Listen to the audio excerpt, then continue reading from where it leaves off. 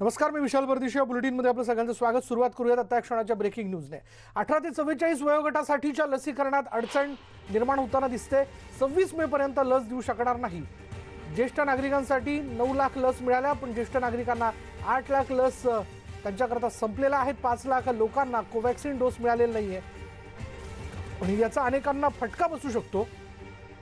त्यामुळे पहिला डोसचा या सगळ्या तुटवड्यामुळे काही एक फायदा होणार नाही अशी भीती आरोग्यमंत्री राजेश टोपे यांनी व्यक्त केली आहे.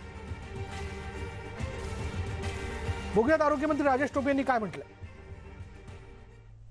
आपण आजचे जे इश्यूज आहेत त्यामध्ये राज्याचा सगळ्यात महत्त्वाचा इश्यू आहे तो लसीकरणाचा. तर लसीकरणामध्ये महाराष्ट्राने 1,73,21,029 एवढं लसीकरण केलेलं आहे.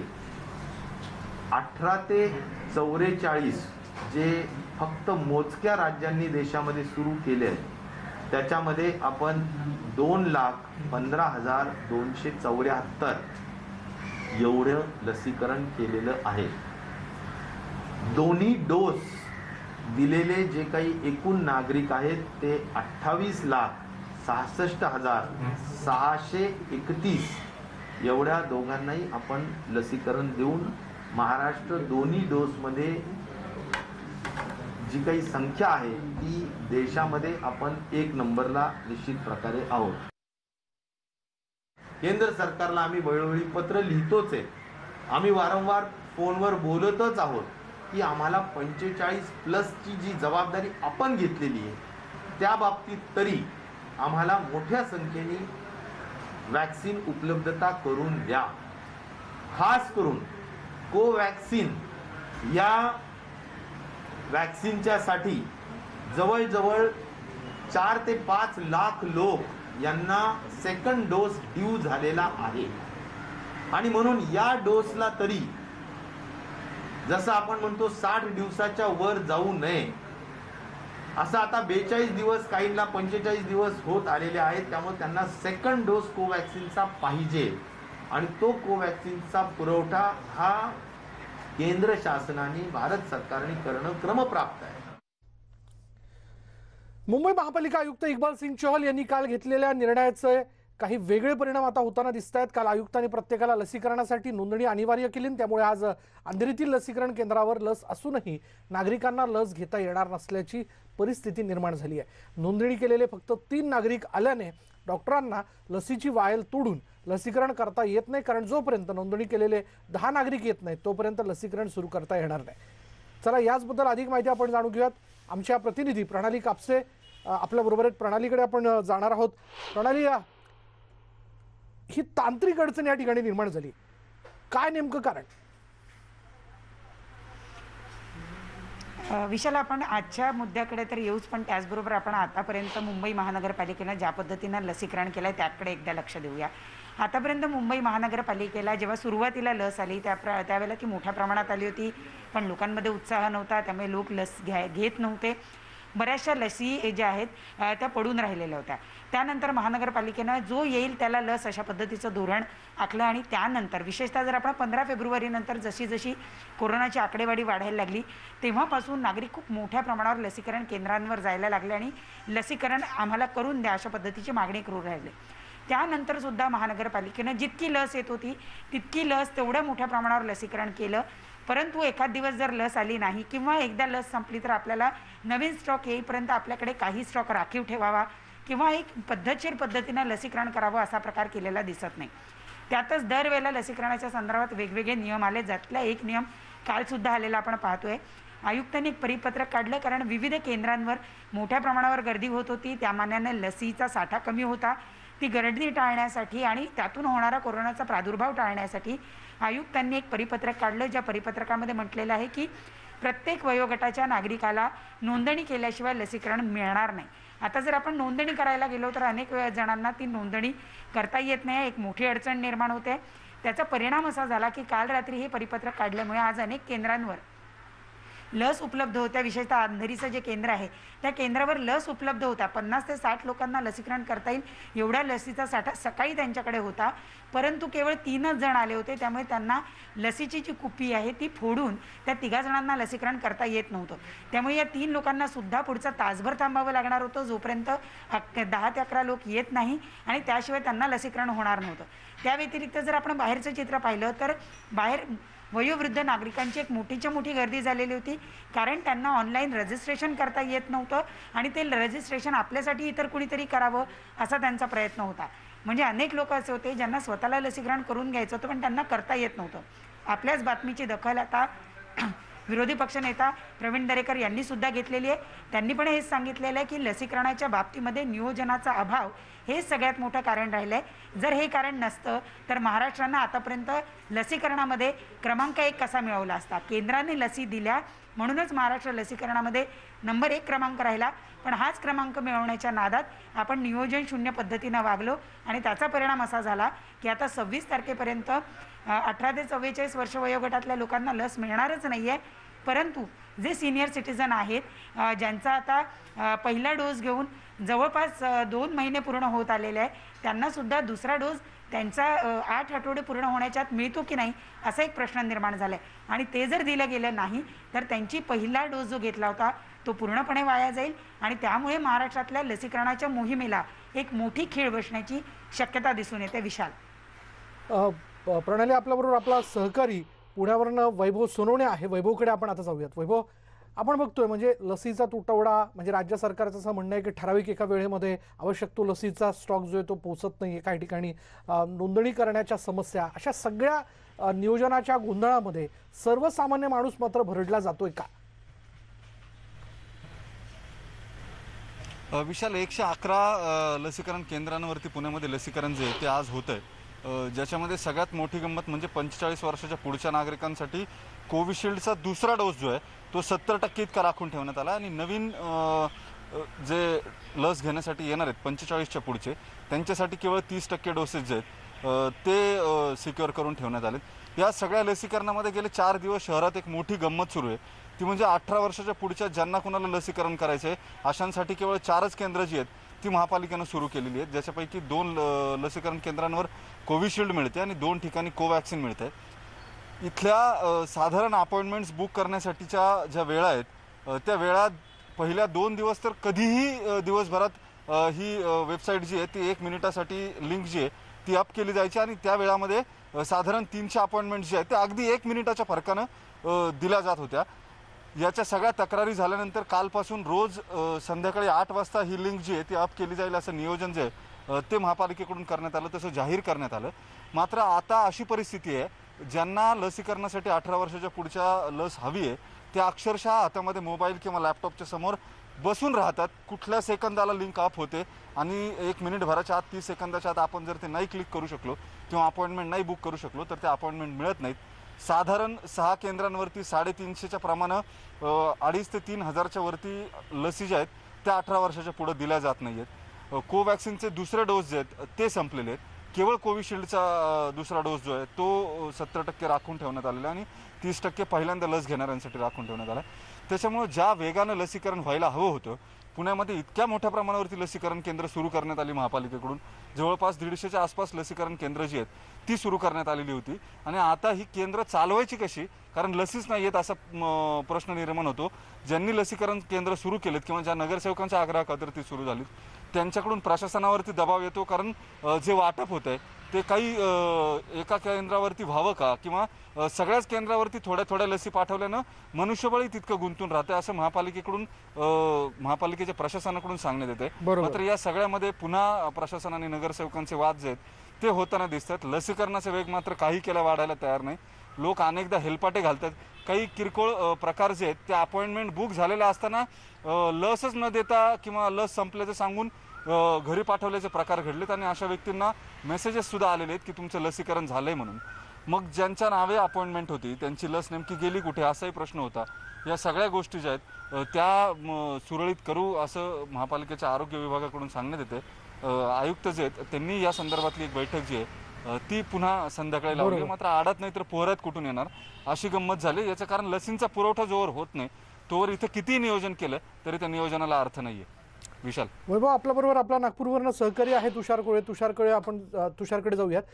तुषार, नागपुरात देखील आपण बघतोय की संसर्ग दिवसेंदिवस वेगाने वाढताना दिसतोय. अशा वेळी लसीकरण वेगाने होणं फार आवश्यक आहे. नागपूरमध्ये काय परिस्थिती आहे? जर का विशाल बघायचं झालं तर कालच नागपूरचे महापौर दयाशंकर तिवारी यांनी उद्धव ठाकरे यांना एक पत्र लिहिलं आणि त्यांनी अशी मागणी केली की स्वतः नागपूर महानगरपालिकेला स्वतःच्या खर्चातून लस विकत घेण्याची परवानगी द्यावी.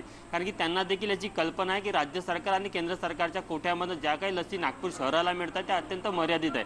आज जरी विचार करायचा झाला तर एकूण क्षमतेच्या 25% फक्त लसीकरण होत आहे. म्हणजे 18 वर्षाच्या वर आणि 45 वर्षाच्या खालच्या नागरिकांचं जर का लसीकरण बघायचं झालं तर नागपूरमध्ये अवघ्या 6 केंद्रावर लसीकरण होत आहे. आणि सिनियर सिटीजन म्हणजे 45 वर्षाच्या वरच्या नागरिकांचं साधारण 96 केंद्रावर लसीकरण होत आहे. पण महत्त्वाचा विषय हा आहे की लसीकरण केंद्रावर तो गर्दी मोठ्या प्रमाणामध्ये पण लसीचा साठाच मर्यादित उपलब्ध असल्यामुळे अनेक नागरिकांना हेलपाटे खावे लागत आहे. अनेक नागरिक सकाळपासून लसीकरण केंद्रावर येत आहे. ज्या लोकांचा दुसरा डोस आहे त्यांना देखील दुसरा डोस मिळत नाही. आणि तुम्ही जर का नागपूरचा विचार केला तर महत्त्वाचा विषय हा आहे की नागपूर शहरामध्ये मागच्या जेव्हापासून लसीकरणाची मोहीम सुरू झाली साधारण आतापर्यंत 5.5 लाख लोकांचं लसीकरण झालं. त्यामध्ये फक्त 1,05,000 लोकांचा दुसरा डोस पूर्ण झालेला आहे आणि 4,50,000 लोकांचा साधारण पहिला डोस पूर्ण झालेला आहे. यावरनं कल्पना आहे की फक्त 1,05,000 जवळपास जे आकडा आहे त्यामध्ये दुसरा डोस पूर्ण झाल्यामध्ये 25 लाख लोकसंख्येमध्ये साधारण जर का बघायचं झालं तर हा जो आकडा आहे साधारण 4% आहे. आपण जर का नागपूरच्या या लसीकरण केंद्रावर हे जर दृश्य बघितलं तर इथे 45 वर्षाच्या वर हे सर्व सिनियर सिटीजन आणि इतर नागरिक आहे जे लसीकरणाची दुसरा डोस घ्यायला आलेले आहे. काही लोकांचा पहिला देखील डोस आहे. सकाळपासून ही प्रक्रिया सुरू आहे पण अत्यंत संत गतीने आहे. जर का तुम्ही याच केंद्रावरचा या आधीचा रेकॉर्ड जर बघितला तर दिवसाला साधारण 1200 लोकांचं लसीकरण याच केंद्रावर होत होतं. आज मात्र ती संख्या साधारण 300-400च्या घरामध्ये. त्याचं प्रमुख कारण आहे की मर्यादित साठा आहे आणि त्यामुळेच नागपूरचे महापौर दयाशंकर तिवारी यांनी काल निर्णय घेतला आणि मुख्यमंत्र्यांना पत्र लिहिलं आणि विनंती केली की राज्य सरकार आणि केंद्र सरकारचा जो कोटा मिळेल तो तर आम्ही घेऊच पण आम्हाला स्वतःही देखील लसीकरण विकत घ्यायचं आहे. कारण की तिसऱ्या लाटेपर्यंत संपूर्ण नागपूरकरांना लसीकरण व्हावं अशी त्यांची अपेक्षा आहे. काही नागरिक आपल्यासोबत आहे, आपण त्यांचा अनुभव जाणूया. मला एक सांगा, तुमचा पहिला डोस आहे की दुसरा डोस आहे? पहिला डोस आहे. कधी आले तुम्ही आणि काय आता काय स्थिती आहे सध्या? सकाळी 7 वाजता मी इथे आहे. अच्छा, सकाळला 7 वाजतापासून आलं. आता काय नोंदणी झाली? नाही, आतापर्यंत काही नाही झाली. अच्छा, नोंदणी झाल्यानंतर तुमचं लसीकरण होणार आहे. आणखी काही नागरिक? काका, तुमचा कोणता डोस आहे? दुसरा डोस आहे. काय अनुभव आहे आता? आता 9 वाजपासून आलो आहे, थांबलो आहे. अच्छा, सकाळला 9 वाजतापासून आलेलं आहे. आपण विशाल बघू शकतो का नागरिक सकाळी 7 वाजतापासून 9 वाजतापासून आलेले सर्व नागरिक आहे. काही ज्येष्ठ नागरिक देखील आहे. काका, तुमचा कितवा डोस आहे? फर्स्ट डोस आहे. किती वाजता आले तुम्ही इथे? बेटा ऑनलाइन बुकिंग कराया था, 3 बजे बोले थे हमको. हाँ. एक्चुअली डिस्पेंसरी दिया था हमको. हाँ. तो उन्होंने वहाँ से भगा दिया हमको. हाँ. बोले ऑनलाइन का कोई मतलब नहीं, आप सुबह 7 बजे आके नंबर लेके जाओ तो हम आपको वैक्सीन देंगे. वहाँ से इधर भेजा उन्होंने. अच्छा, आता इथे तुम्हाला वाटतं का लसीकरण होईल तुमचं? अब देखे बेटा, अभी आए हम लोग. अच्छा, भाई आप कितने बजे से आए थे? सर मैं तो अभी यहाँ सर 3 से 6 का लाट है हमारा. सेकंड डोज का है ये, हाँ. ऑनलाइन बुकिंग का है. अच्छा, हमारे का सीनियर सिटीजन. ठीक आहे. आणखी काही सिनियर सिटीजन आहे, आपण आपल्या या साईडने बघू. काही सिनियर सिटीजन त्यांच्यासोबत देखील बोलू आणि नागपूरच्या चित्राचा एक मध्ये लसीकरण केंद्रावर काय सध्याची परिस्थिती आढावा घेण्याचा प्रयत्न करू. काका, तुमचा कितवा डोस आहे आता? दुसरा डोस आहे. दुसरा डोस आहे. किती वाजता आले तुम्ही इथे? 1 तास झाला मला यायला. 1 तास झाला. काय वाटतं तुम्हाला, आज लसीकरण होईल असं वाटतं? नाही ना, उत्तर बरोबर मिळत नाही आहेत. काय उत्तरं मिळाली आतापर्यंत ते सांगा. त्यांचं म्हणणं आहे की बा आता आमच्याकडे लसीकरण कमी आहे, हां. लस कमी आहे, तो उद्या कदाचित होईल. आता आम्ही ते निर्णय देऊ शकत नाही. आपण बघू शकतो की सिनियर सिटीजन देखील आहे. हे देखील सकाळपासून. तुम्ही कधीपासून आलेले आहे? इकडे पुढे येतो. अच्छा, तुम्ही 2 वाजतापासून. कितवा डोस आहे तुमचा? माझा पहिला डोस आहे. इथं आल्यानंतर काय उत्तर मिळालं तुम्हाला? चांगलं व्यवस्थित चालू आहे, व्यवस्थित काही प्रॉब्लेम नाही. पहिल्यांदा आम्ही तिकडे गेलो तर त्या ठिकाणी 18 ते काही लोकांचं चालू होतं. सिनियर सिटीजनचं इकडे आहे असं सांगितलं. मी इथं आलो आम्ही. अच्छा, आता इथे रांगेत उभं राहिल्यानंतर आम्हाला ते टोकन मिळेल. अच्छा, आता टोकन मिळाल्यानंतर आतमध्ये थोडी गर्दी आहे. तर आता आज होईल की नाही मला त्याची आयडिया नाही आहे. अच्छा. विशाल जर का बघितलं तर ही लांब रांग आहे, ही टोकन घेणाऱ्यांची आहे. म्हणजे आज जर का ज्यांना लसीकरण करायचं त्यांना पहिले नोंदणी करून टोकन घ्यायचं आणि टोकन घेतल्यानंतर मग हा जो हॉल दिसतो तुम्हाला, या हॉलच्या आतमध्ये जे नागरिकांना सोडलं जातं त्यांचं लसीकरण होतं. सध्या तरी ते दार थोड्या वेळा आधी ते बंद करण्यात आलं होतं कारण की आतमध्ये गर्दी आहे. तर त्यामुळे लोकांचा रिस्पॉन्स प्रचंड आहे. मध्ये अनेक लोक मोठ्या संख्येने लसीकरण केंद्रावर येत आहे, पण मर्यादित साठा असल्यामुळे ही जी संपूर्ण लसीकरणाची जी प्रक्रिया ती अत्यंत संथ गतीने सुरू आहे. विशाल, धन्यवाद तुषार या सगळ्या माहितीबद्दल. तर कुठे लसींचा साठा उपलब्ध नाही आहे, कुठे पहिल्या टप्प्यातली लस उपलब्ध आहे तर दुसऱ्या टप्प्यातली हवी तशी अजून मिळू शकलेली नाही आहे. काही ठिकाणी पहिल्या टप्प्यात साधारण 1 ते 1.5 लाख लोकांचंच लसीकरण झालं आहे, दुसरा टप्पा अजूनही बाकी आहे. नियोजन, समन्वय, गोंधळ सगळं आपल्याला एकूण दिसून येतोय, पण यामध्ये सर्वसामान्य माणसाचे मात्र हाल होत आहेत. यानंतर वेळ झाली की ब्रेकची. ब्रेक घेऊयात. पहा फक्त न्यूज 18 लोकमत. आणि ब्रेकनंतर एक ब्रेकिंग न्यूज अशी आहे की कर्जतच्या एनडी स्टुडिओला आग लागली आहे. कला दिग्दर्शक नितीन देसाईंचा हा स्टुडिओ आहे. आगीमध्ये सुदैवानं कोणतीही जीवितहानी झालेली नाही आहे, पण आगीची दृश्य आपल्या हाती आलेली आहे. बघा किती मोठ्या प्रमाणात ही आग लागलेली आहे. धुराचे लोट उठताना दिसत आहेत आणि ही आग विझवण्याचे शर्थीचे प्रयत्न आता तिथे केले जातात. वेगवेगळ्या चित्रपटांचं शूटिंग जे आहे ते या एनडी स्टुडिओमध्ये होत असतं. आतापर्यंत प्रेक्षकांच्या पसंतीला उतरलेल्या बहुतांशी मोठ्या चित्रपटांचं शूटिंग एनडी स्टुडिओमध्ये करण्यात आलेलं आहे. त्यामध्ये जोधा अकबर असेल किंवा इतरही काही मोठमोठे चित्रपट याचं शूटिंग एनडी स्टुडिओत करण्यात आलेलं आहे. शिवाय एनडी स्टुडिओमध्ये कोणत्याही प्रसंगाला साजेसं आवश्यक ते लोकेशन तयार करण्यात आलेलं आहे आणि तिथे आता नेमक्या एनडी स्टुडिओतल्या कुठल्या भागाला ही आग लागली हे काही कळू शकलेलं नाहीये. बोलूयात आमचे प्रतिनिधी गणेश गायकवाड आपल्या बरोबर आहेत. गणेश, काय तपशील याबद्दल? विशाल, अगदी खरं आहे की कोणत्या भागाला ही आग लागली आहे एनडी स्टुडिओमध्ये हे अद्यापर्यंत कळालेलं नाहीये. मात्र दुपारच्या सुमारास अचानक ही आग लागली आणि त्यानंतर अग्निशमन दलाला या ठिकाणी पाचारण करण्यात आलं. जवळजवळ 2 ते 2.5 तासानंतर आता आगीवर नियंत्रण मिळवण्यात आलेलं आहे. आगीची माहिती मिळाल्यानंतर त्या ठिकाणचे जे पोलीस अधिकारी असतील वरिष्ठ, त्याचबरोबर खालापूरचे जे तहसीलदार असतील, त्यांनी घटनास्थळी भेट दिलेली आहे. संबंधित जागेची त्यांनी पाहणी केलेली आहे. मात्र अग्निशमन दलानं 2 ते 2.5 तासानंतर या आगीवर पूर्णपणे नियंत्रण मिळवलेलं आहे. सध्या कुलिंगचं काम या ठिकाणी सुरू आहे आणि सुदैवाची बाब म्हणजे यात कोणतीही जीवितहानी झालेली नाहीये, ते अगदी महत्वाचं आहे. विचार, धन्यवाद गणेश या सगळ्या माहितीबद्दल. जसं गणेशने आपल्याला सांगितलं, एनडी स्टुडिओ तसा मोठा आहे. आता या स्टुडिओच्या कोणत्या भागात ही आग लागली हे तर काय आपल्याला कळू शकलेलं नाहीये, पण आता ही आग विझवण्याचे प्रयत्न सुरू आहेत. यानंतर या बुलेटिनमध्ये वेळ झाली की ब्रेकची. ब्रेक घेऊयात. पहा फक्त न्यूज 18 लोकमत. ब्रेकनंतर आपलं स्वागत. ब्रेकनंतर बघूयात लसीकरणावरून राज्यामध्ये सध्या गोंधळाचं वातावरण निर्माण झालंय. त्यामुळे काही ठिकाणी 45 वर्षांवरील दुसरा डोस घेणाऱ्यांनाच लस दिली जाणार असल्याचं उपमुख्यमंत्री अजित पवार यांनी म्हटलंय. आपण पहिल्यांदा हा दुसरा डोस जो काही पहिला डोस नागरिकांना दिला आणि दुसरा डोस वेळेमध्ये देण्याची गरज आहे आणि त्याच्यात आपल्याला थोडासा विलंब व्हायला लागलाय. ते विलंब होऊ नये, ते लवकर व्हावं त्याच्याकरता आपण त्याला प्राधान्य देऊ. राज्यांना वेगळा दर आणि भारत सरकारला वेगळा दर असा करून चालणार नाही. त्याच्यामध्ये एकच दर असावा, कारण भारत सरकारला मला वाटतं 180 रुपयाला लस मिळाली. आम्हाला जो भारत बायोटेकवाल्यांनी दर दिलेला आहे तो 400 रुपये दिलेला आहे आणि सिरमचा दर मला वाटतं 300 रुपये आहे. म्हणजे 180, 300 आणि 400 अशी याच्यामध्ये तफावत आहे. तर त्या संदर्भामध्ये असं समक्षच मीटिंग झाली तर जास्त बरं होईल. तशा प्रकारचा प्रयत्न आदर पुनावाला आल्यानंतर आम्ही त्यांच्याशी चर्चा करून करू.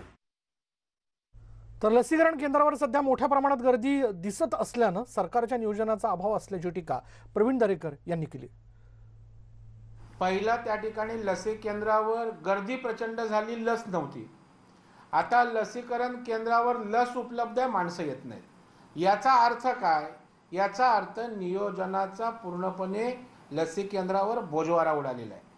कारण जर या ठिकाणी प्रॉपर इंटिमेशन त्या ठिकाणी ऑनलाईनच्या माध्यमातून जर गेली असती तर जेवढ्या लसी उपलब्ध आहेत तेवढीच लोक लसीकरण केंद्रावर येतील आणि शिस्तबद्ध पद्धतीनं लसीकरणाचा कार्यक्रम पार पडेल. परंतु या ठिकाणी कोणाला मिळेल नाही. तर मुंबई उच्च न्यायालयाने पुण्यात कडक लॉकडाऊन करा अशी सूचना दिली होती आणि यानंतर पालकमंत्री अजित पवारांनी कोरोना आढावा बैठक घेतली. यावेळी महापौरांनी कडक लॉकडाऊनला विरोध केला. पुणे शहर आणि जिल्ह्यात रुग्णसंख्या घटत असून मृत्यूदरही कमी असल्याचं महापौरांनी सांगितलं.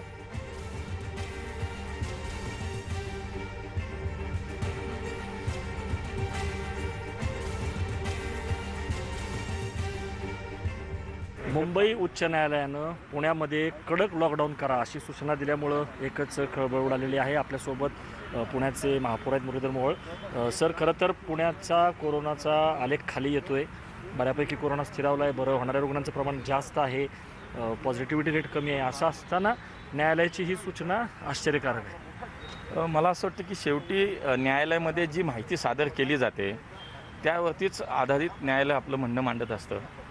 परंतु मला तीच शंका आहे की ही आकडेवारी खूप जुनी असावी. कदाचित आपण पाहतो की राज्य सरकारच्या माध्यमातून जी आकडेवारी स्पष्ट केली जाते, जाहीर केली जाते, प्रकाशित केली जाते, त्याच्यामध्ये सुद्धा अनेक वेळेला विसंगती पाहायला मिळते.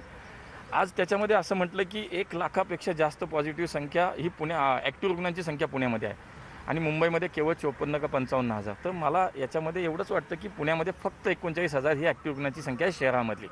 मुंबई शहर आणि पुणे शहर अशी जेव्हा आपण विचार करू तर मला वाटतं कदाचित हायकोर्टाचं म्हणणं तेच आहे की मुंबई इतकं मोठं असूनसुद्धा कमी आणि पुणे त्याच्यापेक्षा छोटा असावा. पण हा एक कदाचित जो आकडा तिथं सादर केला असेल तो जिल्ह्याचा असावा. पुणे शहर, पिंपरी चिंचवड शहर आणि पुणे ग्रामीण असा तो आकडा असावा. पण मला म्हणून याच्यामध्ये थोडं स्पष्टीकरण आणि खुलासा यासाठी आम्हाला करायचा आहे की पुण्यामध्ये गेल्या 12 ते 15 दिवसामध्ये पॉझिटिव्ह रुग्णांची, ॲक्टिव्ह रुग्णांची संख्या 16,000 खाली आली आहे.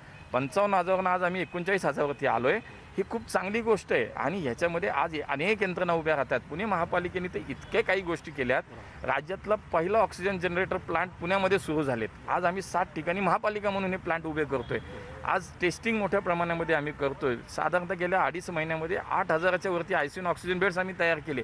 मला असं वाटतं की इतकी चांगली परिस्थिती पुण्यामध्ये, नागरिकसुद्धा आता त्या सगळ्या ह्याच्यामध्ये समाधानी आणि जनजीवन भविष्यामध्ये सुरळीत होण्याच्या दृष्टिकोनात एक वातावरण आता तयार झालं असताना त्यामध्ये कडक लॉकडाऊनची अजिबात गरज नाहीये. मग कोर्टाचा जो काही समज झाला असेल जुनी आकडेवारी किंवा जिल्ह्याची आकडेवारी तो आपण कसा दूर करणार, प्रतिज्ञापत्र सादर करणार, काय निश्चित. मग शेवटी कोर्टाच्या म्हणण्याचा आदर करत महानगरपालिका म्हणून आजची नेमकी परिस्थिती काय, वास्तव काय याचा एक खुलासा प्रतिज्ञापत्राच्या माध्यमातून आम्ही कोर्टात करण्याचा आता विचार करतो. व्हिडिओ जर्नलिस्ट सचिन अंसाडेसह अद्वैत मेहता, न्यूज 18 लोकमत, पुणे. आणि यानंतर वेळ झाली का ब्रेकची. ब्रेक घेऊयात. पहा फक्त न्यूज 18 लोकमत. कोरोना आणि लॉकडाऊनचा मोठा फटका चिमुकल्यांना बसलाय. शाळा बंद आहेत, मैदानं खुली नाहीत, बागाही उघडलेल्या नाहीत. अशा परिस्थितीत मोबाईल आणि टीव्हीमुळे स्क्रीन टाईमही वाढलाय. ग्रंथालय, पुस्तकाची दुकानंही बंद असल्याने वाचनही थंडावलंय. मात्र पुण्यातील पियुष शहा या गणेश मंडळातील कार्यकर्त्याने मुलांसाठी हजारो पुस्तकं उपलब्ध करून दिली आहेत आणि तीही विनामूल्य. पाहुयात हा उपक्रम नेमका आहे तरी काय.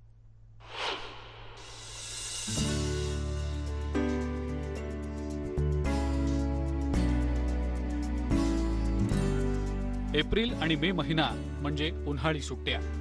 मात्र गेल्या वर्षभराहून अधिक काळ शाळा बंद राहिल्यानं मुलांना आता सुट्ट्यांचं फारसं अप्रूप राहिलेलं नाही.